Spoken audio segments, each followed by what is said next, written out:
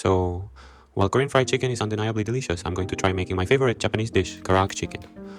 Now, traditionally, Karaage Chicken is made by cutting chicken into small pieces and deep frying them.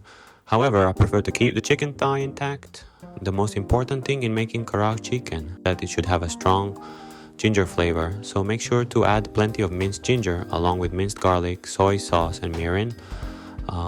Let it marinate for at least 1 hour. Instead of using potato starch or cornstarch like usual, I'm going to use Karaage chicken powder that you can find at the supermarket. Coat the powder evenly and fill the pan with just enough oil to cover the bottom. Flip frequently at the low temperature to keep it from burning and ensure a crispy texture.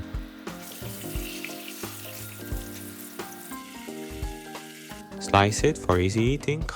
You can pack it for lunch or enjoy it at home. Sprinkle furikake over rice according to your taste preference and serve it with various vegetables. You don't necessarily need sauce, but typically just adding mayonnaise works fine. In my case, I love teriyaki sauce, so I decided to drizzle both over it. Wishing you a delicious Japanese-style meal.